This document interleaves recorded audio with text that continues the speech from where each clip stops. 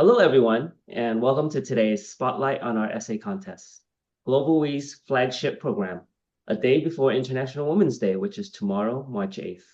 My name is Eric Day, and I'm honored to serve as the Membership and Volunteers Chair of Harvard Alumni for Global Women's Empowerment, or GlobalWE.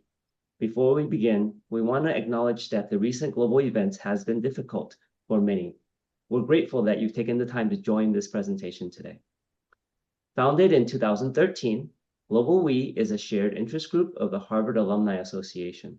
As such, our programs and volunteer opportunities comply with the HAA's community expectations, including respecting the rights, differences, and dignity of others.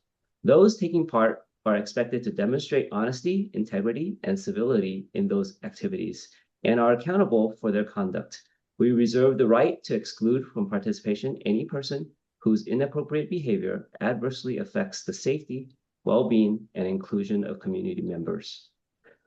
Our mission is to highlight and raise awareness about issues concerning women's empowerment worldwide, including but not limited to education, political rights, freedom from violence, women's health, and economic empowerment. GlobalWE is an organization that is firmly committed to political neutrality. Our apolitical position allows everyone who joins our events, regardless of political or ideological perspectives, to participate freely and openly. As with all of our programs, we would like to remind our audience that the statements and positions expressed by our speakers today are their own and do not necessarily reflect the position of Harvard Alumni for Global Women's Empowerment or Harvard University. Our board of directors is as global as our interests, with representatives here in the US, in Asia, Europe, and the Middle East. In fact, I live in Las Vegas, Nevada, and other GlobalWE board members and advisory council members present today are in India, Turkey, Canada, Pakistan, and different parts of the United States. Before we start, we would like to take a screenshot for social media if you're willing. Please turn on your camera.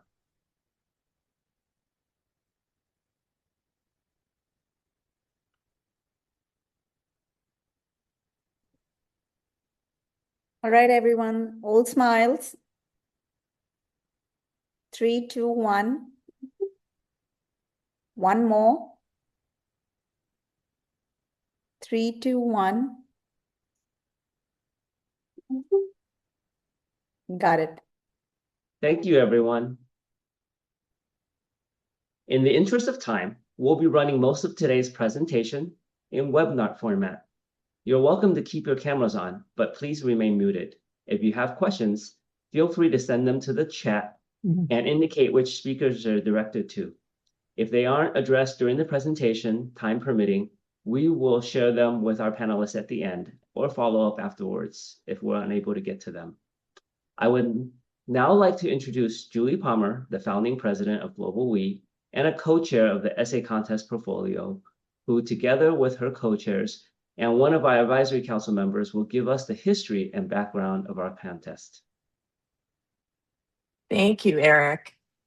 As many of you already know, our International Essay Contest for high school students is our flagship program and takes place in over 20 countries. I think somebody's going to put in the chat a link to our fabulous website, which we'll talk about in a minute. So please take a look. As you probably know, our essays were written in response to the prompt that's the same every year, year after year. What is the biggest issue facing women and girls in your country today? And the history is when GlobalWE was just 2 years old and we were doing programming, but we hadn't started our essay contest yet, we received a message from the Harvard Alumni Association suggesting that we should implement a Harvard Book Prize. And some of you may be familiar with the Book Prize program, which takes place all over the world. And just about that time, right when we received that message, I first met Farzeen Tariq, who had her own really exceptional and amazing story about founding women's empowerment organizations in her own country. And she suggested that a book prize wasn't good enough, that we should be seeking essays. We should ask students to write essays.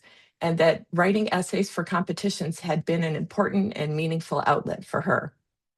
I don't want to speak for Farzine, so I'm going to introduce her now. She's an amazing, inspirational person, and I'm delighted to introduce her. And Farzine, please tell us a little bit about this background. Thank you so much, Julie. Hi, everyone. I'm Farzine. I'm currently based in London, but I lived in the US for about 13 years, and I was born and raised in Pakistan. And while I was growing up in Pakistan, my family was quite traditional. I was the eldest of three daughters, and I wasn't really allowed to do much except go to school and then after that be at home, and what didn't really have much of an outlet or channel um, to express myself. And I was a very outspoken, very rebellious grow almost woman at the time.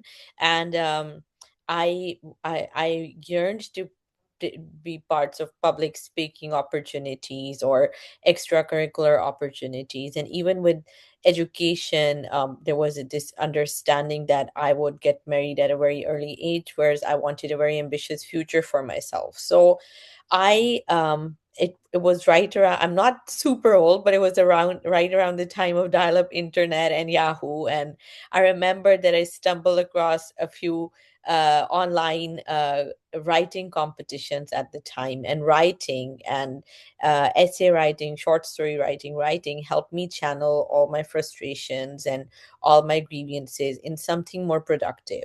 And it also gave me something for my CV, because I didn't have many opportunities for extracurricular activities, because of how strict my parents were at the time. And then eventually I sneakily applied for scholarships abroad, and I got into some colleges in the US. And 2 months before I had to leave, I showed the acceptance letter to my parents. And uh, my dad really wasn't for it, but all the women in my family came together and really advocated for me. And my father hesitantly let me go. But the condition was that once I'm out of the house, I'm financially on my own. And for a few years, my family didn't really talk to me because they were still quite upset with my decision at the time. So I was financially independent at a very young age. I studied through college, worked extra jobs, and I always thought that once I make it, I'm going to give back. And I think eventually I decided to become a lawyer with that spirit. And I met Julie when I was exploring Harvard. And Julie and I really connected with this common goal of women's empowerment and women's education. So when Julie came to me and she said that they're considering giving a prize, I was just like, this is such a fantastic opportunity for other women and other men, other students, young people to have the opportunity to express themselves and do something more um, engaging for them rather than just having a prize. So we came up with this essay contest, and I really like the blurb because it's the question is, what are the challenges facing women in your countries? But the winning essays are supposed to be focusing on solutions, and sometimes they get such creative with the solutions, and it's so nice to hear the passion that young minds have about this. And for a lot of essay winners, as you may hear today as well, it's really helped them then get into colleges abroad because they're competing against people who of course don't have these restrictions, so have unlimited extracurricular activities to their disposal, whereas a lot of people like the young me didn't have that. So not only is this a productive channel for them to express themselves, it also gives them something for their CV and something that helps them stand out when they're applying for colleges and abroad. Um, and that's why I really like GlobalWE, because Julie took that idea and really made this into this exceptional thing that's going on in over 20 countries. And it's created so many opportunities for other people. And that's the magic of GlobalWE. And it's focused on so many other similar issues like honor killings and forced marriages and democracy. But I'm so grateful for this group for believing in this idea and making this the exceptional forum that it is today. So that's the story behind it. Thank you so much, Farzine, not only for today and for telling your story, but for all the inspiration and support you've given to this contest, and for beginning the contest with us. So I'll tell a little more about the history.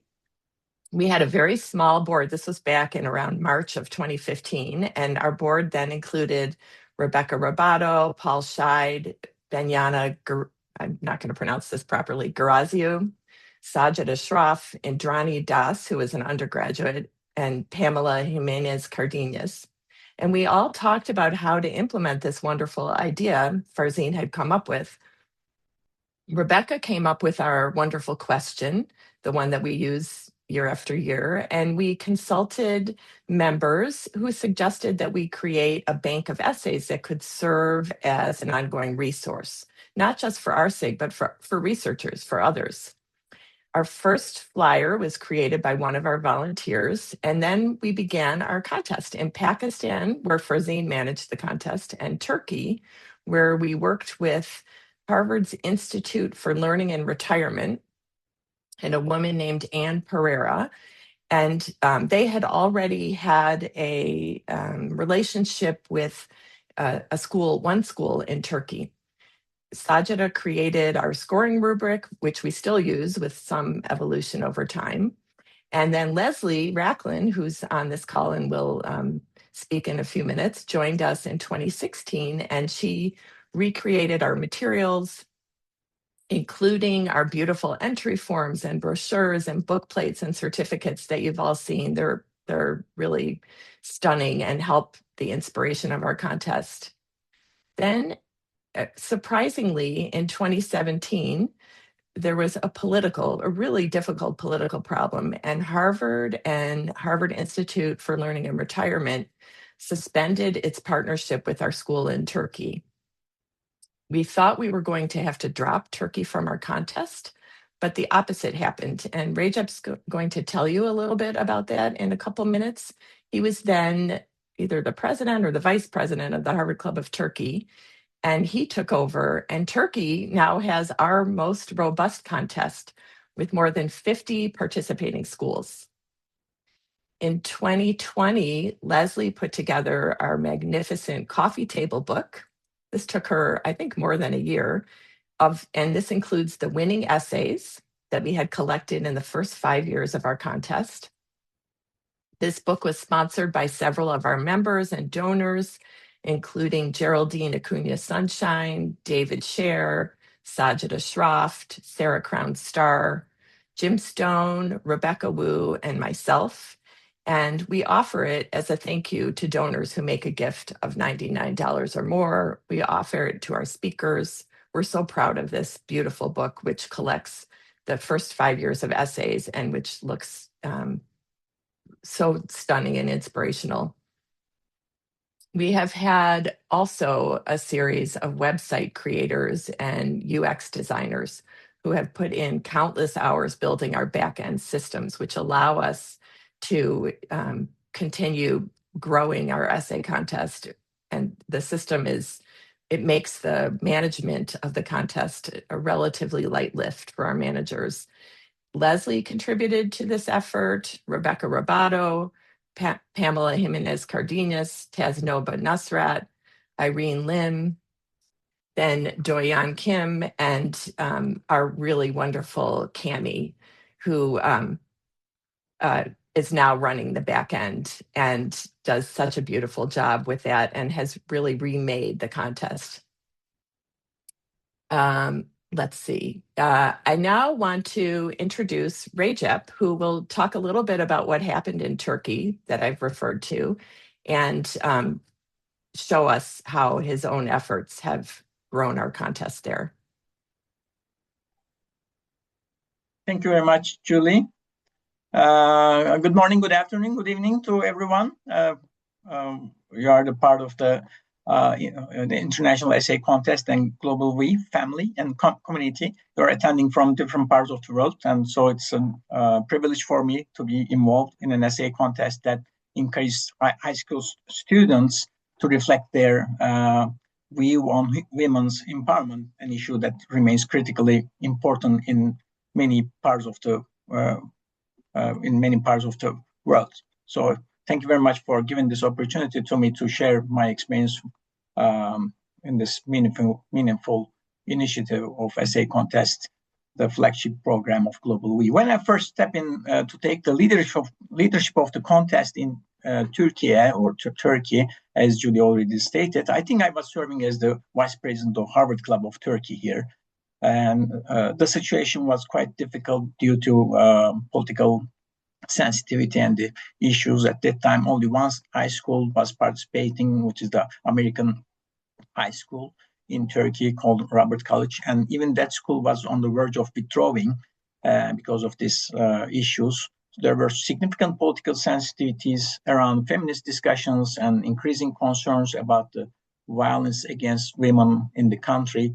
Because of these conditions, the school administration felt uncomfortable, as well as the HA and the other institution Julie mentioned were reluctant to continue to the essay contest in Turkey. So at the same time, these concerns at the organizational level. There were also some questions about whether it will be safe for students to participate in such a contest, as we even today also face such concerns in other countries. In fact, the idea of stopping the contest entirely in Turkey, or Turkey, we call, was seriously considered, and I was asked by the representatives of these organizations, should we stop the contest in Turkey? However, I believe strongly the opposite, and that stopping the contest would send the wrong message to our communities. And if anything, this was precisely the moment when conversations about women's empowerment were needed the most. So should we avoid such topics or act to make progress? Or are the voices of young people not important when society needs them most? So rather than withdrawing and stopping the contest in Turkey, I argued that we should continue the contest and even try to expand it. So I said this is exactly the moment when we should continue and expand this great initiative in the country based on our also relatively bad track record in Turkey on women empowerment. So fortunately, we decided to move forward. So what happened afterward was truly encouraging for all of us over time through word of mouth and the positive experiences shared by students and teachers, as well as our volunteers. More schools began to hear about the contest and its impact. So participation start to grow steadily.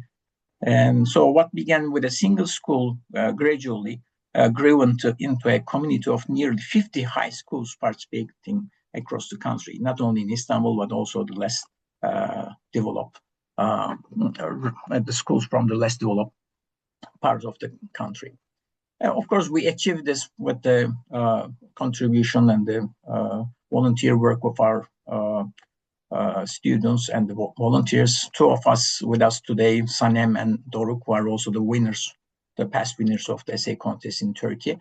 And of course, the most inspiring part was reading the essays written by these students. Their perspectives were thoughtful, courageous, and hopeful for the future. They were not simply writing essays, they were imagining a better future. Another very rewarding outcome was that the success of the program in Turkey, which helped also inspire the expansion of the essay contest in other countries. That's how we also expanded the coverage of the countries, other countries. Number of schools, number of countries attending have grown over time. So the students who participate here also contributed not only to discussions within their own schools, but also to a broader international movement supporting the women's empowerment.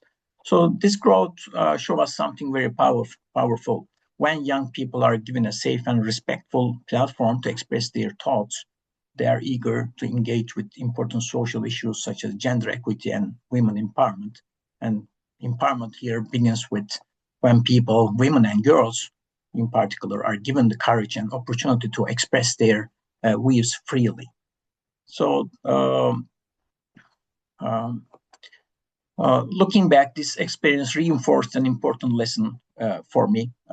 Sometimes the most impactful initiatives begin at the moment when it seems easiest to give up because of these type of challenges. But with persistence, dialogue, trust, and hard work, those initiatives can grow far beyond our expectations and be more impactful. So now I'm very confident that we can do a lot more for women empowerment by collaborating and working all together. So that's what I like to share today with you based on my experience in Turkey as a contest manager. Thank you. And I'd like to turn over now to Cami, our third co-chair at GlobalWE and the SA contest team, who will describe what goes on behind the scenes of our contest. The floor is yours, Cami. Thank you so much, Recep. I am the newest contest co-chair, and I hail here from Chicago in the US. And I am responsible for a lot of the back end portion that supports the essay contest. As the essay contests have grown and more essays were being submitted, it became very obvious and very critical to establish some really good processes and organizational structure on the back end. So my goal is to make sure that really everything is working properly for two main groups of people. So the first group is our students. We want to make sure that when they are going onto the website and they are ready to submit their essays and permission slips, that they can do that easily without any technical issues, and that the website is working properly and all of their submissions are smooth and without error. And the second group that I support is our contest managers. So many people that are on the call today, all your names are so familiar. I've probably emailed with you a lot, so it's great to see some faces to the names.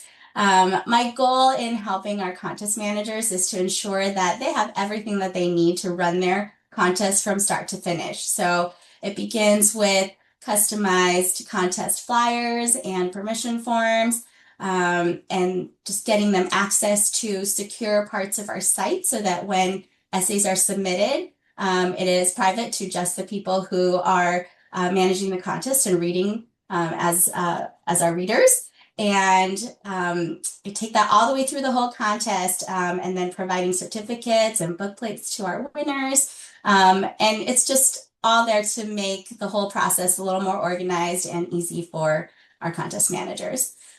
Julie mentioned her name once already, but I wanted to say a special thank you to Doyeon Kim. She was in this role prior to me, and she was just instrumental in getting a lot of this infrastructure set up. And we worked together to kind of transition and optimize to what it is today. Doyeon was just an incredible mentor to me and a great collaborator and teacher as I transitioned into this role. So I thank her very much. And a wonderful outcome of developing these better processes and tracking methods was that we have 10 years of very rich data that tell some really great stories. And I will turn it over to Julie and Hugh to tell us a little bit more about that data. Thank you again to our wonderful Cami and wonderful Recep. And I'm so delighted to introduce Hugh. I will say that using our bank of essays as a research resource has been a very long time goal, probably since we started the contest. And we tried and tried. We were so lucky to find Hugh, who is a data whiz, a can-do person, so energetic, and took on the project and went beyond our dreams about research. He not only did a data analysis, he created a data resource that he will show you that can be used by you and others to mine the information in our collected essays. So I'll tell you the questions I asked him to address for today are, tell us about your process, how you did this, tell us what you found, your results, and show us the website that he's created that we can use too. And I'm really delighted to introduce you. So take it away, Hugh. Thank you, Julie, for that amazing introduction. So yeah, I'm just gonna share my screen real quick. Okay. So yeah, can you see that? So,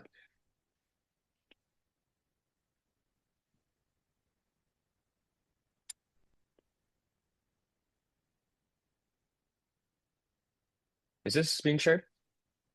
Well, let me know. So far, it says started screen sharing. Oh, Oh, there okay. you go. There it Okay. is.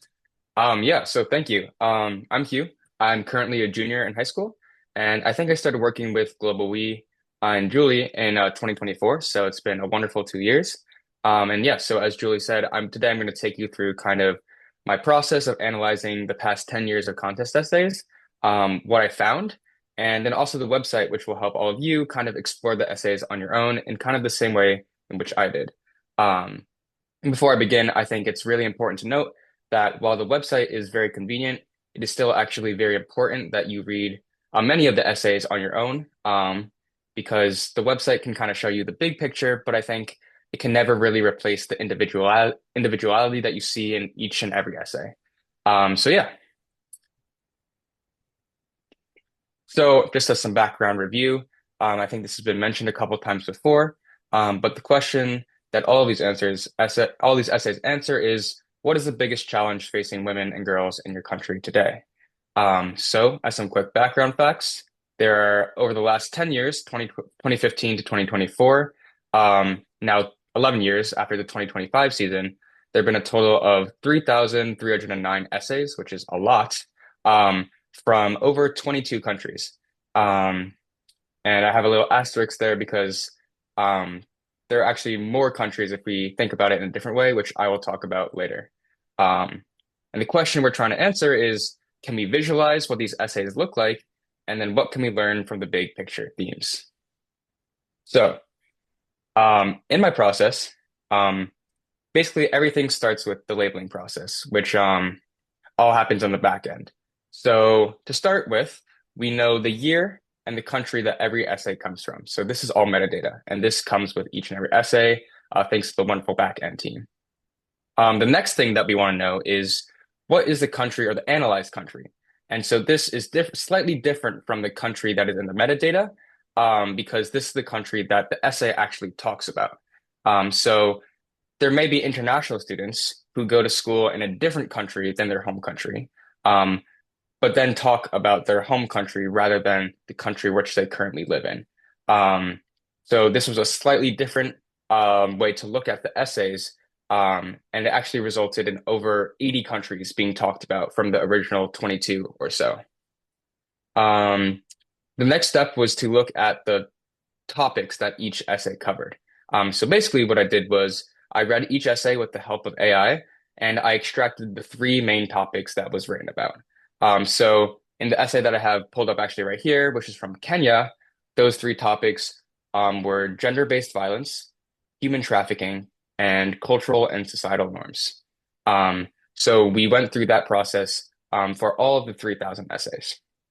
So across 3,000 essays, there's obviously going to be a lot of topics covered. And the question is then, can we consolidate that down? So I looked at how can we consolidate those thousands of topics into just 50 common topics. Um, so for example, there was one essay that talked about the challenges that female entrepreneurs faced, and the common topic was economic empowerment. Um, so then from those 50 common topics, I looked at how those 50 common topics related to GlobalWE's overall kind of mission statement. There are 5 elements. And I think, as Eric mentioned earlier, those 5 elements are education, political rights, freedom from violence, women's health, and economic empowerment. And what was really interesting is that those 50 topics that the essays talked about all fell into one of those 5 elements, plus one more, which was like social and cultural. So that was really cool to see how GlobalWE is kind of really hitting the element or the topics that students really care about from around the world. And then finally, we use this framework known as Maslow's hierarchy of needs, to kind of see how those common topics mapped out across countries. And I'll get into that later. So yeah, that is kind of the overview of what I did. And so on this next slide, I have another example of the consolidation process. So say you take an essay and it gives three topics, right? Violence against women, legal system inadequacies, and workplace discrimination. Then to condense that down into the 50 common topics, we would see violence against women falls under the gender-based violence topic, legal system inadequacies falls under legal system bias, and workplace discrimination falls under gender discrimination in the workplace. So these are all very similar to each other. But basically, I did the common topics to make it easier to visualize on a graph that's like easily ingestible. Yep, and here's just a reiteration of the 5 elements that GlobalWE covers, which the 50 common topics fall under. So it's these underlined topics right here. And if you want to see a kind of full mapping of all the 50 common topics to the elements I described earlier, it's right here. And I think these slides will be sent out after if you want to look at those later. But you can see under education, there are 2 topics, education inequality. Under political rights, there are topics concerning legal and political questions. Freedom from violence, there's a lot about freedom from violence. Women's health, economic empowerment, and then social and cultural norms. So this is kind of a way to see how each topic which the essay talks about is then mapped to one of these broader themes or elements. Okay, and now we have kind of a visualization of the elements. So if you look at this graph, I know there's a lot going on, but the way it works is along the bottom, there are all the analyzed countries. So there's Afghanistan, Pakistan, Kenya, Bangladesh. These are all countries from which we collect the essays from. And they've been ordered from left to right by GDP, by purchasing power parity per capita. So the countries with the lower GDP are on the left, like Afghanistan, and the countries with the highest GDP are on the right, like the US and Singapore. And in this red line is kind of where you see this $20,000 GDP per capita delineation. So on the left side, we have the kind of lower income countries, and on the right side, we have the higher income countries. Then by colors, we can see which topics are most, or which elements are most frequently discussed. So this blue represents freedom from violence topics, green represents education, purple political rights, pink women's health, yellow economic empowerment, and then blue social and cultural. And you can see kind of visually what the split is of the topics that these essays are covering. And it was really interesting to see this because you can kind of tell that on the left, the blue kind of dominates more, and then it kind of falls off once you pass this red line in the higher income countries. Same goes with education, the green bars. The green bars take up a much higher percentage on the left when compared to the right. So students in lower income countries wrote a lot more about freedom from violence and education than the students in higher income countries. And then there's kind of the opposite trend for these blue and yellowish green bars. So social and cultural topics are talked about a lot less on this left side than on the right side. So I think this is a really interesting insight, which you can kind of tell once we split the topics into these elements, which you might not be able to tell by just reading the essays. Yeah. And on this next slide, I just have a very similar graph. And along the bottom, the countries are instead ordered by the rule of law index rather than GDP. And the rule of law index basically tells you how strong the government of each nation is. And it basically ranks it across the key factors such as governmental accountability, absence of corruption, and fundamental rights. And so it looks very similar to the previous graph, just because the rule of law index is correlated very strongly with GDP. And once again, you can see that education and freedom from violence are a much higher concern on the left than on the right. And then the opposite for social and cultural and economic empowerment. And so I was talking to Julie about this, and we were looking at these graphs, and we're like, hey, this is really interesting. Is there maybe a framework that we can use that can like better explain kind of what is going on here? And this is where we kind of learned about Maslow's hierarchy of needs. And basically, what Maslow's hierarchy of needs does is it separates needs or issues into a five-tier system with the most fundamental needs at the bottom and the least fundamental needs at the top. So at the bottom, we have physiological needs, things you need to survive, things you need to live. And without you would die. And so this is food, right? Shelter, not being killed, those basic fundamental needs. And then on top of that, is safety needs. This is like health, a stable environment, financial security. You can see these examples on the right. Then less important is love and belonging. They're still important, but less fundamental than safety and physiological needs, followed by esteem and then self-actualization. And so this is one framework that kind of maps out these topics which are discussed in the essays. And so at the bottom, we call this tier one, tier two, tier three, tier four, and tier five. So tier one is the most fundamental needs, and then tier five are the least fundamental needs. So yeah, and we were talking to Julie. It's like, okay, how can we take what we found and put that onto Maslow's hierarchy? And what we did is we looked at all 50 topics again. And so this looks very similar to a previous slide, which I shared. But this time, each of the topics is associated with one of the tiers in Maslow's hierarchy.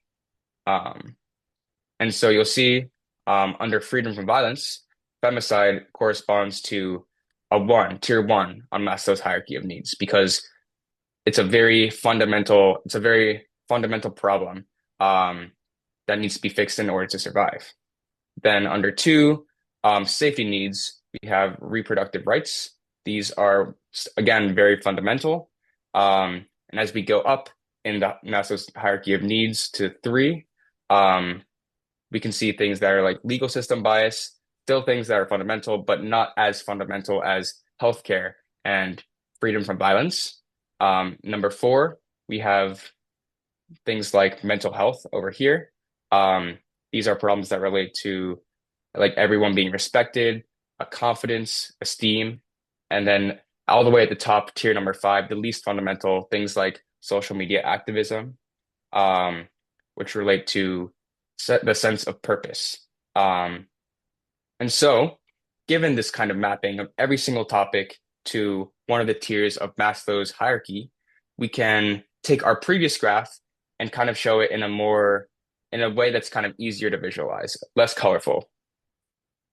And so if we take our previous graph, which I showed a couple slides back, and instead show the tiers of Maslow's hierarchy, we can see on the top right key that the darker the red is, basically the more fundamental the need is. And the lighter the red, the less fundamental the need is.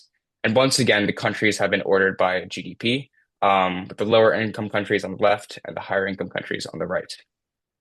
And so we can see that students in lower income countries wrote a lot about fundamental needs, as we can see by these dark red bars on the left, whereas students in higher income countries wrote about less fundamental needs, which we can see by the lighter colors. And so it was really interesting to see kind of this color spectrum, it going from dark red to light red, which really showed kind of this interesting shift as we move from lower income countries to higher income countries. And so to get kind of an explicit view of this split, I've taken once again this line of the $20,000 GDP per capita, and split the countries like that. And you can indeed very clearly see that this lower income bar is much darker, or shaded in there's a much higher percentage of darker red, more fundamental needs than the higher income countries, which is dominated by these tier 4 and tier 5 levels of Maslow's hierarchy of needs. So overall, this is really cool to see. And now the question is, how can you guys kind of see these charts on your own time and explore the essays in this manner. And so this is where I put together an interactive website at this link below. It should be public to anyone, anyone. And so if I click on this, yeah, okay. It'll take us to this website where we kind of see first a blurb about GlobalWE. And if you go to the left, you'll be able to see all the charts which I mentioned in my slides earlier. So here we have this very colorful chart explaining countries, the topics they discuss. And you can even play around with it on your own. You can reorder the countries in whatever way you like. You can reorder the topics in whatever order you like. So if you, on the left here, you have full control over how you put together these charts. So if you're just curious about freedom from violence, you can get rid of that. And you can just see the bars for freedom from violence. And you can do the same with countries. You can look specifically at one country, like Pakistan. And you can see kind of the percentage of the essays that talk about freedom from violence. And there are a ton of options for what you can look at here on the left. Just reload this. So instead of just kind of, okay, wow, that's a lot of countries. So instead of just the 20 main countries that were discussed, you can look at the full range of countries that students discussed here. This one is a little bit overwhelming, to be completely honest. You can also look at the elements by order of rule of law. This is the one I showed earlier. You can look at the split of topics discussed by GDP with the 20K on the left, under 20K on the left, over 20K on the right. You can look at how the elements shift over the years. So for the United States, you can see how many times freedom from violence is discussed in 2018 compared to 2024, and those relative percentages. You can choose any of the countries from the countries that have submitted essays. I just did that one. You can look at, once again, the Maslow's hierarchy, how it shifts over time. And yeah, so I think this is a way to kind of fully customize what you look at. So any questions that you may ever have about how the topics have shifted over time, what are the topics that are discussed in these essays, you can just go to this website and you can play around with it and you can see what you're interested in. So yeah, that's all from me. More than happy to answer any questions in the chat or an email later. Thank you so much, Hugh. As I'm sure everybody will agree, this is an astonishing achievement that Hugh has created for us. We're so lucky to have him and to have it. And I can't thank you enough, Hugh. Thank you. No words, not enough, not too few words to thank you for this, achieving our dream and beyond. We're now going to hear from our contest winners. And first, you'll see them reading excerpts from their winning essays, and then Cami will introduce them individually and chat with them for all of you.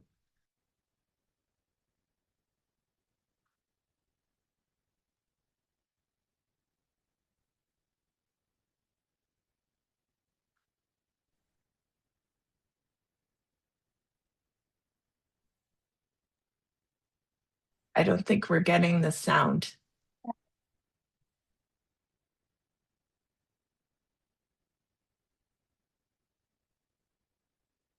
Eric, maybe just the volume button. It's unmuted, but just the volume.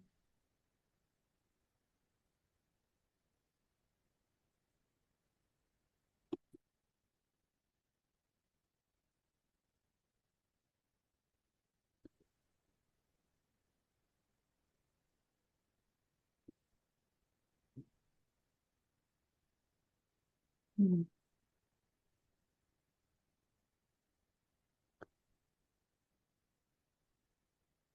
Should we get back to these? Cami, maybe you want to do the other interviews. Yeah. All right, We'll well, we will share try. we'll share a link to the videos so people can watch them. They are reading excerpts from their winning essays. So we will share those later on. And in the meantime, you'll just hear from and you should read the essays on the website as well, but in the meantime, you're just going to hear Cami talk to the actual winners. So we'll see them now. Great. Well, thank you. Hello again. Hopefully, you will have a chance to be able to watch this video at a later time, but I am very excited and happy to welcome some of our past essay contest winners. We are going to spend a few minutes on a little panel together with our essay winners, past essay winners, and I'd love to take this opportunity to introduce them all to you. So we have Maureen, Gia, Doruk, Sanam, and Miriam. And I will just ask each one of you to introduce yourselves. If you could let us know your name, what country you currently reside in, the country, and if you so choose, the year of the contest that you won. And also thinking back at when you were a student, how did you hear about the essay contest and how did you decide on the topic that you chose? So Maureen, why don't we start with you? Yeah, hello everyone. I'm Maureen, and I'm currently living in Minnesota, the United States. But I won the essay contest in 2021 in the United Arab Emirates. And yeah, the essay contest was just introduced to me in my English class in high school. But it piqued my interest and decided on my topic just by reflecting on things that I've observed around me growing up in the United States and growing up in the United Arab Emirates, and then also thinking about my context in the US. So yeah. Great, thank you. Doruk, we'll go to you next.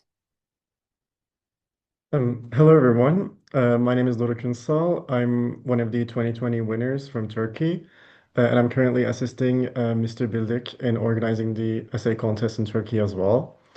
I'm also studying biology and will graduate this year. I was a 10th grade high school student when I participated in the contest. I was recommended, encouraged by my English teachers. I decided to focus on the data on gender-based violence and women's underrepresentation in politics. And I sought to emphasize that lawmaking goes only so far if the laws aren't implemented. Thank you so much for having me here, and many thanks also to Mr. Bildik as well for his guidance over many years. I hope we have an enjoyable panel together. Great, thank you. I hope so too. Miriam, we'll go to you next. Hello everyone, I'm Mariam Begzada. I'm currently in Canada, and I won the essay contest when I was in Afghanistan.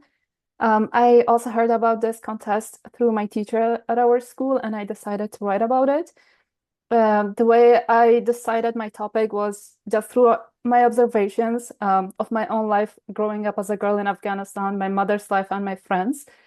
All I had to do was just witness the challenges that they face, and also engaging in meaningful conversations with them about the challenges that women and girls face in my country. And that's how I chose my topic. Wonderful, thank you. Sanam, we'll go to you next. Hello, everyone. My name is Sanem Tekkaya, and I was the winner in 2019. And I'd also like to share my gratitude for being here with so many individuals that share the same enthusiasm for gender equality. I got acquainted with this competition through my teachers at my school as well. And then with Doruk also mentioned, we continued working as volunteers with Mr. Recep, who paved the way for us in so many ways. And yeah, I look forward to today's discussions as well. Great. Thank you. And last but not least, Gia. Hi, good morning, everyone. I'm coming to you from the unceded ancestral lands of the Musqueam, Squamish, and Tsleil-Waututh people in British Columbia, Canada. I won the 2019 competition in India, and I've been involved with the organization as a reader now, as a co-contest manager for Singapore. yeah, I was encouraged by my high school English teacher as well, and it's so nice to hear that all of us had such great experiences there, to join the contest, and I've had such a great time with the organization since. Great. Well, thank you so much. We are so happy that you are here with us today. I do have a couple of questions that I wanted to ask you all. So, Maureen, we're going to start with you. Can you please share with us something you learned either about yourself or about women or girls in your country through the process of participating in the essay contest?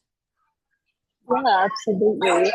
I guess something that I learned about myself was just how I interacted with these problems. In my essay, I chose to write about the hypersexualization of young women in media, especially in advertising.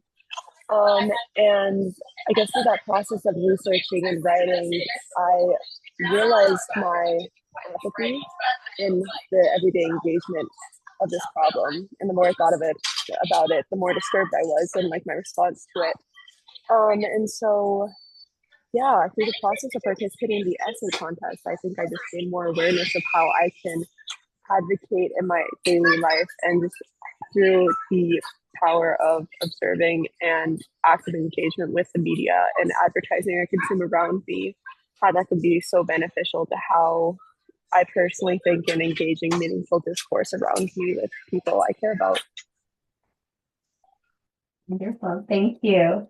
Gia, I'm going to ask you the same question. Can you please share with us a little bit about something you learned about yourself or about women and girls in your country through the essay contest process?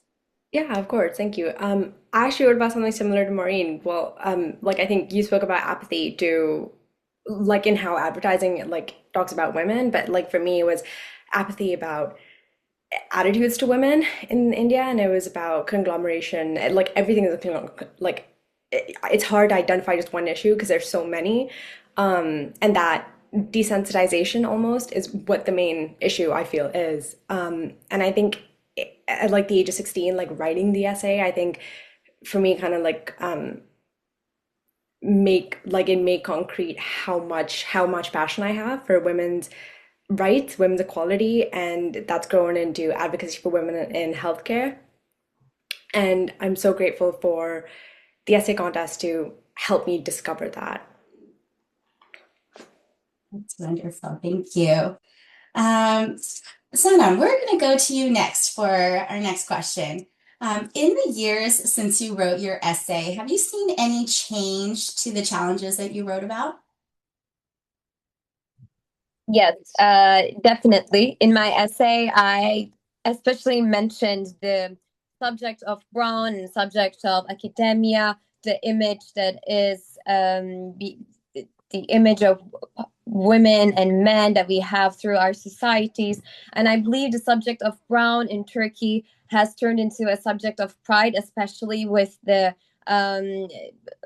very successful sports women we have in our country that won so many things at the Olympics. Busenas Sürmeni and Busenas Çakıroğlu are two of the women that got very successful results at the Olympics in boxing. And I believe they have the cultural image of what a girl can achieve has expanded with these sports women in Turkey. And I'm very enthusiastic about this situation. This has encouraged a lot of girls to dive into things that are different than academia, but are more being seen as a men's field. So I believe we have a great change in that sense, and I look forward to more changes in terms of women's empowerment. Great. Thank you so much. Doric, maybe I'll ask you to answer the same question. Since you have written your essay, what are some of the changes that you've seen in the challenges that you've written about? Well, I'm also from Turkey as Sanem, so it's actually similar. I agree with her in the sense that we're seeing women more in sports and politics and many successes.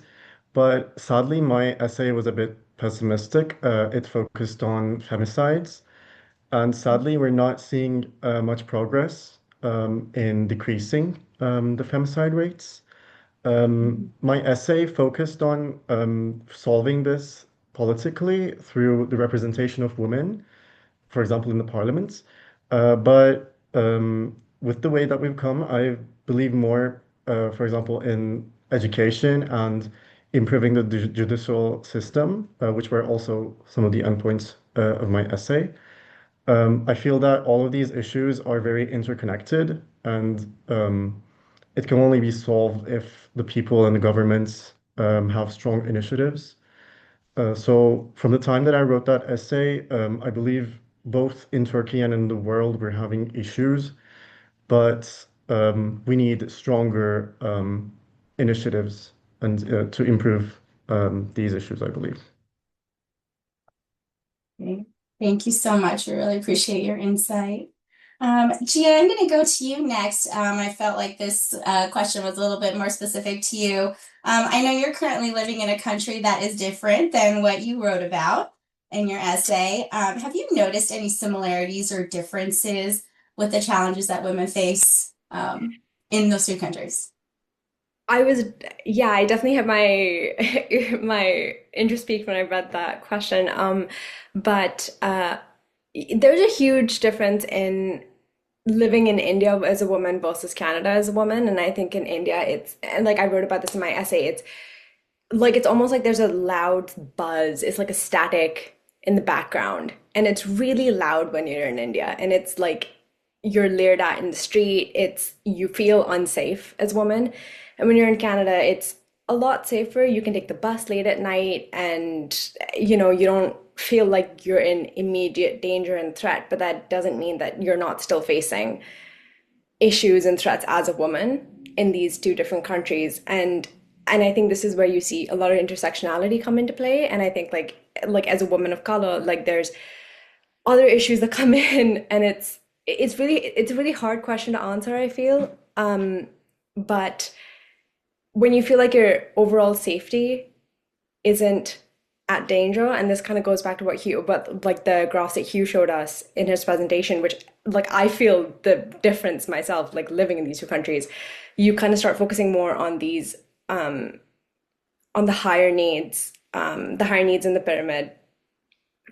And it just kind of makes you think about the privilege of not worrying about your safety on a daily basis and worrying about, oh, am I being overlooked for this promotion over a man that I'm with? And it's not to say that both challenges aren't 100% valid in their own right, but it's just something that you take a step back and you think about every once in a while.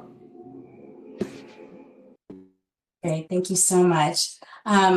I wish we had so much more time to talk to all of you here on the panel.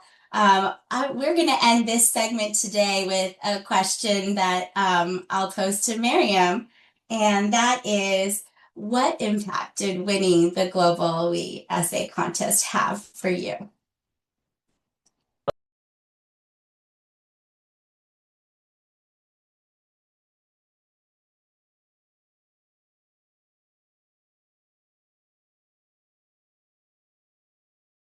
So much for just sharing your powerful and inspiring story with us. And thank you to all of our panelists. I wish we had more time for more questions, but we just are so thankful and truly honored to have you join us here. So thank you so much. With that, I will be turning it over to Richard for our next panel. Thank you, Cami. Thank you. I have to speak after this wonderful panel and the reflections of Mariam. It's amazing experience, very inspiring for all of us. So here in this panel, we have three volunteers, readers, who took a role in reviewing the essays in the countries the essay contest have been conducted. And I'd like to actually, first of all, delighted for you all to meet three of these readers among many contest readers who volunteer their time to evaluate and score the submitted essays. I would like you all to introduce yourself in turn. First, Bernadette, Felicity, and Leslie. So please give your name, where you live, when and how you first engaged with GlobalWE, and what was your motivation to serve as a reader or judge. But also, then can you please also share what your experience was as a reader by providing information about how many essays did you read, how easy it was or hard, scoring rubric was helpful or not. I mean, in general, your assessment on your experience as a judge. Yeah, maybe we can start with Bernadette. Thank you, Recep. Hello, everyone. My name is Bernadette Okugage, and I live in Brookfield, Wisconsin with my husband. I became aware of the Global Harvard Alumni for Global Women's Empowerment about 6 months ago. After I completed an executive course with the Harvard Medical School, I was included on the mailing list. So when I became aware of the organization, I indicated interest. I attended a meeting, and then I indicated interest in volunteering. And so that's how I became part of the essay contest. Thank you. Hello, I'm Felicity. I'm from Hangzhou, China. I'm a first-year student at Harvard, and I'm currently serving as the first-year representative of the undergraduate chapter of GlobalWE. I first joined the organization because I very much admire how the board builds practical support for women, and I wanted to contribute to that collective effort. I volunteered to help out with the essay contest because I want to help out GlobalWE in any way I can, and I also have editorial experience writing and editing for the Harvard Political Review and the Harvard Undergraduate Law Review, so I thought that this role would be a good fit. I judged around 30-ish essays in total. I judged the 24 essays for the preliminary round and 7 finalist essays. It was a very eye-opening experience overall. I really loved getting these glimpses of how these young girls in Japan conceive of women's issues and women's empowerment. And I think the last part of the question was about the scoring rubric. I thought it was quite helpful because it told us the metrics being evaluated. I thought it would have been even more helpful if there was examples or more detailed pointers as to what point on the 1.4 scale is an average essay, for example, or what is the best essay you've ever read, how would you score that? So I don't feel like I'm grading too harshly or easily, but overall I thought it was a very enjoyable experience. Thank you very much, Felicity. Now, the last but not the least, of course, Leslie. Leslie is the creator of our coffee table book, which was a great success. So, yes, Leslie, would you please also respond to my question? Nice to see everyone on here. I am Julie's friend, her graphic designer friend, and I started back in 2015 when she asked me, as she told you, to redesign the flyer. And then I went on to design all the other materials, as well as the book, which we are all so proud of. And I also had the honor of being a reader, which was wonderful for me because I was so eager to learn more about the life of women and girls in other countries and get their perspectives on the culture that they have.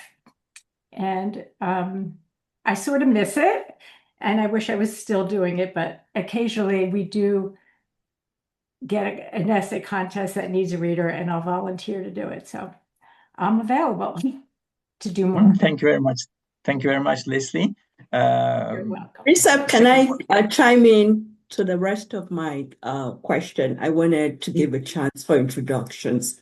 So in terms of motivation, I'm very motivated to contribute to the essay contest because I'm passionate about women and girls' issues globally. And then I love creative writing. So this was a chance for me to support young people as they're attempting to find their way and come up, academically.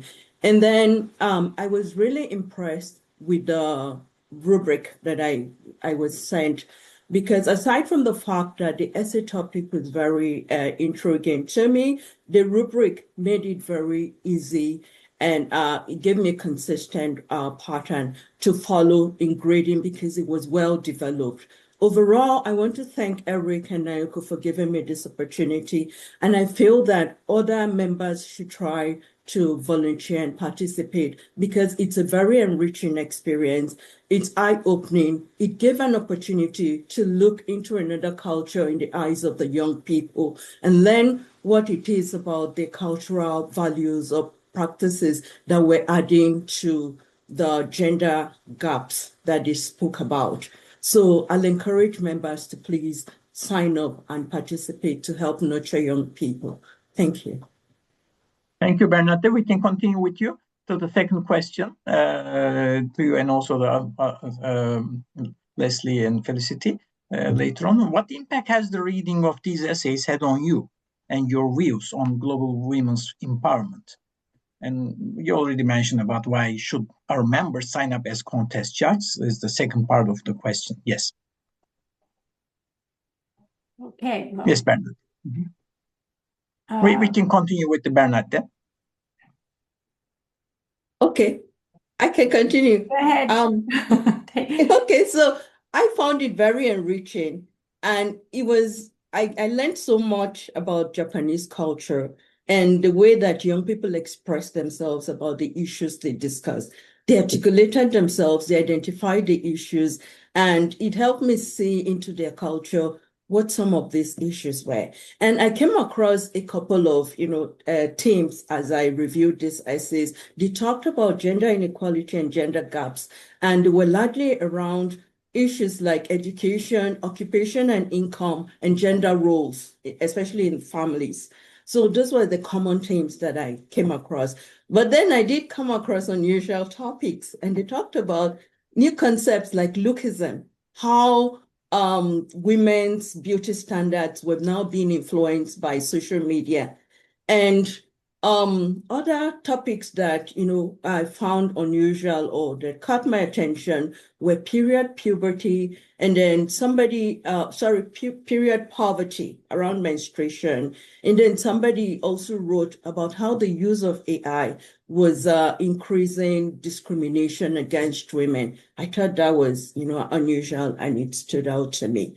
So overall, I really enjoyed the experience. The essays were unique. Each essay was unique as I reviewed, and I loved the rubric. So it was a good exercise for me. Thank you. Thank I you very reviewed much. 31 essays. Thank you. And let's continue with Leslie this time, then Felicity. I just want to answer your question. I'm not sure exactly which question we are on, but if you asked if it was easy, what was easy as far as judging and what was hard? And Leslie, yeah. may I ask again? The question was the second question. What impact has the reading of these essays had on you and your views on GlobalWE empowerment? They just enriched my life immensely. And I learned so much, outside the academic world. I learned so much that a lot of these essays are written about issues that are not publicized. So they were insightful, they were informative, they were passionate, they were honest, and perspectives, of roles and the culture of women around the globe, which was eye-opening and fascinating. Thank you. Felicity? Yeah. Similarly, it was a very enriching experience. It was a very poignant reminder that gender inequality and women's issues looks very different depending on which culture you come from. So I feel like the Western bias tends to focus on visible barriers like legal discrimination, access to education, but psychological and cultural barriers clearly played such an important role in these Japanese young girls' lives. So one of the essays that was very memorable to me examined this idea of the Yamato Nadeshiko. Sorry about the pronunciation, I'm not Japanese, which is an idealized woman who is graceful, self-sacrificing, and how that might relate to her own life. And truly, I feel like that was an experience I had that was pretty unique to GlobalWE, being able to read into these women's experiences and how their unique culture shaped them. And another thing that stayed with me is that many students talked about these issues through their own personal stories about their mothers, their aunts, their grandmas, and how they underwent workplace discrimination or career sacrifices. And aside from learning about different perspectives, I could also learn about these different perspectives not through like an abstract policy debate, but through these young girls' lived experiences. And so that was very valuable. And that's why I would highly encourage all of GlobalWe's members to sign up as judges, because it truly gives you a window into how young people around the world are thinking about gender inequality. Yeah, very interesting. Thank you, Felicity. And the last question, but I expect very short answer given our time constraint. So Bernard and Felicity, did you find any recurring topics in the essays from Japan? You served as a judge in the contest in Japan. Did anything surprise you? Actually, Felicity already shared and responded to some extent to this question. But yes, Bernard and Felicity. Yes. So, like I earlier mentioned, the common themes that I found were about gender gaps. And they wrote about like gender gaps in education. They wrote about gender gaps in occupation and income, and then gender roles in families, what the expectation for women versus for men was. So those were the common themes that I saw across the essays I reviewed. But, like unusual things that I talked about earlier on was beauty standards. And they kind of alluded to the fact that because of the increased use of social media, the way that women's beauty were being judged in Japan now, it's been influenced by use of social media. So a couple of students wrote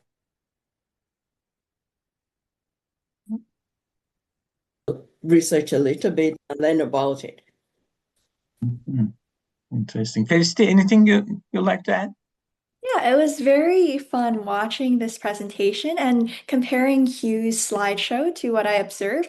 And I think he was right because he observed that in Japan, the two biggest issues were economic and cultural, and that's also what I observed in my essay reading. So from my observation, purely anecdotal, the recurring themes were cultural expectations about women and economic things like workplace inequality. And a lot of that was about internalized expectations in both of these fields. So a lot of underlying concerns like fair pay or career opportunities bleed across the boundaries and kind of compound together to create unique barriers for women. Thank you. Exactly, Felicity. And Leslie, I mean, you served as a judge in a boarding school in Connecticut, United States, with the students from all over the world. I mean, for you, what was it like to read about what students from different countries perceived as the biggest issues for women and girls? Well, let's see. So the translation, so the students were from all different countries, and sometimes that made it difficult to understand what they were trying to say. So that was hard. We would use the rubric a lot when it got difficult. It was easy to pick out ones that had unexpected, unusual approaches. And we would also use the rubric when we needed to find the best written essay overall. But we read hundreds of essays for Ethel Walker. It was great. Thank you very much. All your work and contribution to the essay contest as serving as judge judges, and Bernadette, Felicity, and Leslie. Thank you very much also for being part of this panel today. Thank you. And now I'm turning to Leah. Hi, everyone. I'm President Emerita of GlobalWE and Contest Manager for the Etsy contest in the Philippines. And I'm delighted to welcome a couple of contest managers, Robin and Naoko, and also a teacher from one of the schools that I work with in the Philippines, Angelica. So they work together, contest managers work together with people in schools to manage these contests. So now you're going to hear about that aspect of our essay contest. And I'd like to start with introductions. So if you could tell us about yourselves, where you live, when you started with GlobalWE, with the essay contest and other aspects, and then a brief description of the schools that you've worked with. Let's start with Robin. Hi, everyone. My name is Robin Levy, and I'm from Deerfield, Illinois. And I heard about this contest from the very beginning through Julie and started, I think, just a year or two after the contest started. And there was, I think that Ethel Walker in Connecticut had reached out to somebody involved with GlobalWE, and I contacted the head of the English department, who is a very lovely woman. We actually followed her as she moved to another school in Manhattan, the French Lycée. So, and then we did a contest there too. So I've been doing this for 9 years, and that's what else can I say? I've worked on 3 contests, and I've done a lot of editing in the past, and I'm a big reader. So this, from the beginning, was something I was excited to get involved with. Great Nice fit, Robin. Yeah, Thank it's you. fun. Naoko, let's hear from you. Yes. Hi, my name is Naoko Shima Arsap. I was born and raised in Japan, but moved to the US, and it's been over 30 years since then. And as for the connection with the GlobalWE, um, I have been affiliated with Harvard through my family, and I have been following the GlobalWE activities for since near its foundation, I think, and I have been making donations, but it's only the recent years that I have been volunteering for the GlobalWE activities or programs. And then just it's been 2 years since that initially I was asked to maybe run or organize the essay contest in the country. So we just finished our second essay contest in Japan. And so in both 2 years, we have received over 250 essays submitted in Japan. And so this is a very new experience for all the other 3. There are 3 contest managers in Japan, but we had to learn how to organize the essay contest from scratch, find schools to participate in contest, and manage large-scale contests every year in a timely manner. So we had the help from Julie, Doyan, Kami, Eric, and others, as well as Miwako and Shuji, the 2 other Japanese contest managers, as well as all the readers reading so many essays, over 250 essays. So big thank you to all the volunteer readers. And for the latest contest, we sense the strong presence of the AI behind essays, especially the well-written ones. And we did our best to address these challenges by, for example, weighing on having personal elements and solid references. Thank you. Thank you, Naoko. And now we're going to hear from just one of the many school teachers and administrators that we work with, Angelica. Please introduce Hello, yourself. guys. Hello, good morning here from the Philippines. Sorry for my coarse voice. It's 2:30 a.m. here in Manila. So I am a senior high school faculty member from St. Jude Catholic School. So maybe a little background from our school. It's a community of Filipino Chinese. So it's quite strange, but yeah, most of our students are Filipino Chinese. This marks my third year managing the GlobalWE essay contest for St. Jude. And though we have been participating, I think maybe 4 years in total. And I first learned about the competition from my colleague and the former teacher in charge at St. Jude, which is Miss Fell. She's now working, I think, in UK. I'm not sure. I think she's also a teacher there. And she always emphasized that this global we essay writing competition is a premier opportunity for our students to expand their writing horizons beyond the classroom. And beyond just writing, it also opens the doors for them to become more socially aware, which we always highlight in our classrooms. And they recognize that women's issues are not just a local concerns, not just in the Philippines, but it's also a global issue. And it has been an honor to carry that torch and watch our students rise to the challenge on an international stage. Thank you so much, Jaja. And yeah, that's what other teachers have told me whom I've worked with in the Philippines. Um, Robin, so I think you're a contender for the longest serving contest manager, right? The 9 years. And you Could be, even yeah. you even created a template for us for how to manage large contests, which I've, had the luxury of being able to apply to some of my contests. I've benefited from your experience. So can you tell us about Ethel Walker? Leslie alluded to it as a reader, but what makes it different? Ethel Walker is a boarding school, and I think some of the years we were there, all of the students of a certain grade were required to write essays. So you get so many different viewpoints in an essay that's required for an entire school. First of all, it's true we got 130 or 140 essays, so we were from the beginning like, oh my God, so many essays.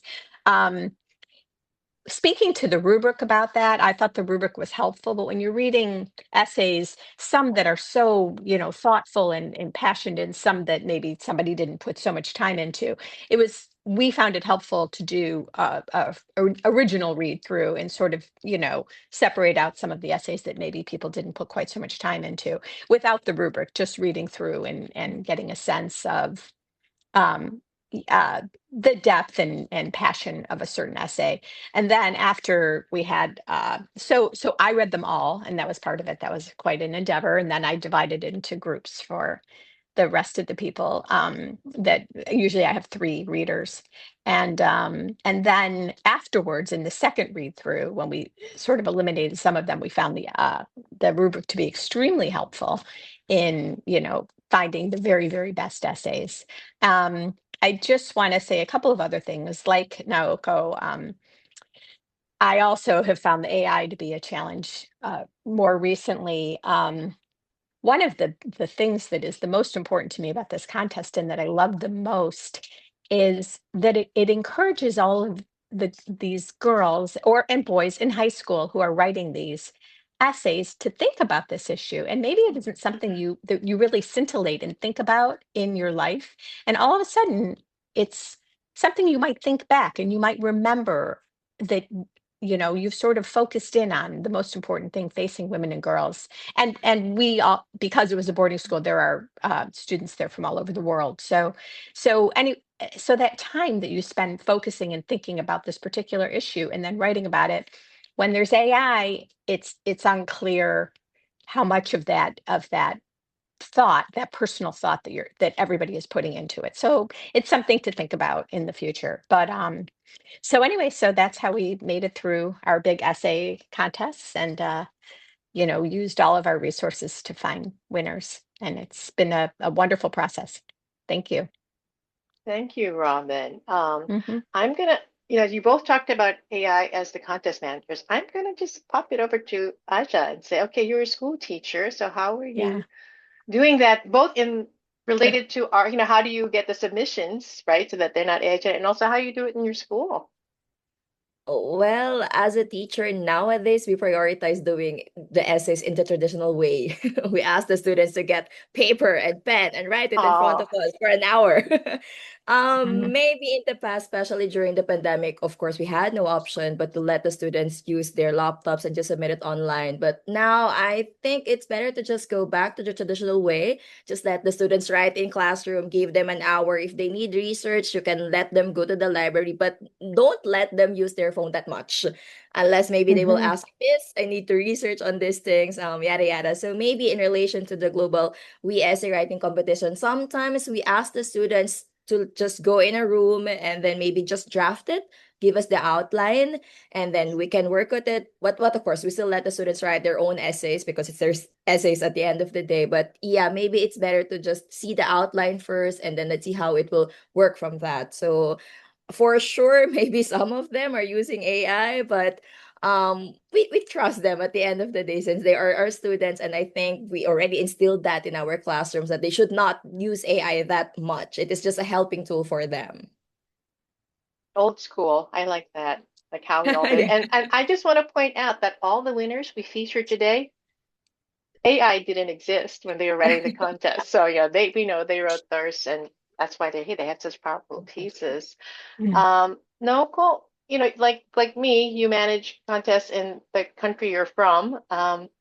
What do you think what is it about Japanese schools that it's different, right, in terms of managing these contests? In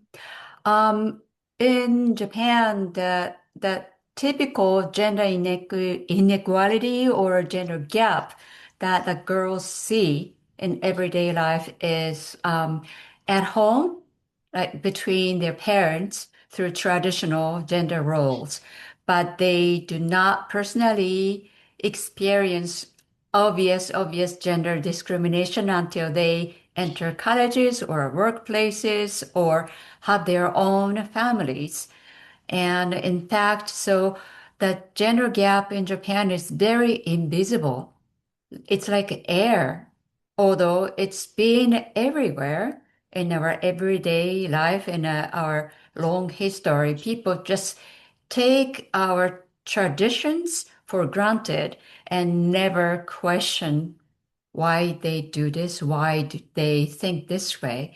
So this essay contest, in a way, provided a rare opportunity for the high school students to, in a way, discover where those ubiquitous gender disparities lie. And then so, it's a one way to address this AI issue to have this essay contest like timed in person within limited time. But I guess in the Japan case, they sat down and then had enough time to think through what exactly is the problem, the fundamental cause of the country's gender problem. So I guess in a way that sitting down and thinking about the fundamental issues worked better in their case. And then also English language is not their native language. It will be really hard to write complete essays within limited time for them. So we really have maybe depending on the culture or situation or environment, we can sort of fine tune what will be the optimal way to organize the essay contest.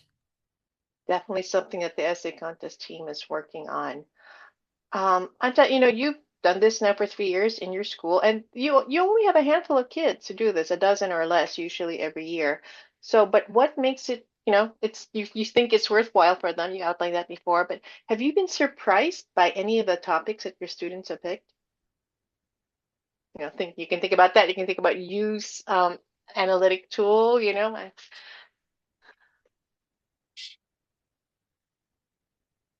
Angelica?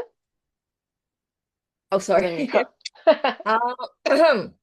Well, with the topic that my students are writing on, I'm constantly surprised by the depth and the maturity of our students bringing to their chosen topics. because I think most of them, or maybe some of them, they don't actually write that way whenever we are in the classroom. Maybe because this Oh. topic is very sensitive to them, or maybe they are really an advocate for women empowerment. And then rather than treating women issues as a broader abstract concept, they often dive into the complex intersectional realities like the double burden of balancing the traditional Philippine domestic roles of women, like mother, etc., and with the modern careers or the specific digital vulnerabilities women face today. So maybe what surprises me most isn't just their writing skill, but their profound empathy. And I think as a teacher, I'm very proud of that, that at least I can see this, that they can write these types of essay, and their work proves that despite their young age, their hearts and minds are really tuned into the international conversation on equality. Oh my gosh, Angelica, I wish you were my teacher. Just hearing your pride in your students. Thank you. They're very Lovely. lucky. Yeah. I just want to give some space here. Did you have any questions for each other? You know, this is a rare opportunity for dialogue. I have a question for Robin or any or all other like contest managers or readers. Um, since we now are in a world with AI, and then uh, is it a good idea to review our current rubric? What is more sort of weighed more than other elements? I think I'll address that just because I've been talking with the essay contesting with all the coaches. I know that's definitely a discussion. So we will be looking at that and, you know, the possibility of in person. But yeah, that's something that is definitely being looked at because it is an issue. Just wondering, in anything else you're going to ask each otherwise? Otherwise, I'll ask you for a closing statement. What do you want to leave our audience with regarding your feelings and thoughts about the GlobalWE essay contest? Well, I will say it was very interesting listening to Hugh. The particularly the Ethel Walker contest is international. I mean, the students are from all over, and so listening to him and thinking back about the different essays that I've read over the years, and also I've acted as a reader, so I've read for an Afghanistan contest after Mariam's time, but I read, and it's just very interesting to think back on the different kinds of essays I read, and clearly there's very different essays from different countries, and knowing that somebody's looking back at that, I'm sure there's so much to be learned and gained from that information, and I think it's really important, and I'm so glad that he's doing it, and thank you, Hugh, for going through all that, because I think that information is really important. So I that's all. agree. Yeah. I agree. Thank you. Mhm. Aja, maybe you can have Yes. your students check out the website and see what happens with that. Anything else you want to close with, Aja? Well, as you mentioned earlier, yes, I am very proud of my students. And as I mentioned earlier also, that I'm very genuinely shocked by the depth of my students' perspective, especially when it comes to women empowerment issues. And it often makes me think that amidst the political turmoil, amidst the misogyny that is happening in our country, I hope that, wow, we still have a bright future here in the Philippines with these kinds of teenagers, with the future that we have. And it has deeply heightened my awareness of the unique challenges they face, even though at that very young age. And I believe that, essays are just part of the normal assessments that we do in classrooms, but it has become a personal mission for me, maybe as a teacher, and for my students as well. That every entry that they write, or every entry that we submit to GlobalWE, should strengthen their commitment to ensuring that their voices have a global platform to speak the truth and the real challenges that we face here in the Philippines, especially for women. Oh my gosh, thank you. You just summed up for us so nicely why we do this essay contest. I can see Julie nodding. This is why she started this, to raise the voices of the youth about global women's empowerment, because they're our future. I will close off our panel. It's been such a delight talking to you. And having everybody here, what it's like, the kind of people I work with, the wonderful people I work with who make this contest possible.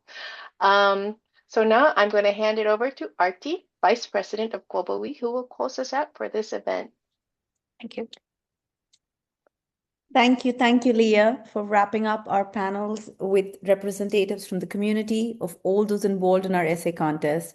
As you've all seen, many of our winners and volunteers take on multiple roles within the contest, which speaks to their dedication to this program.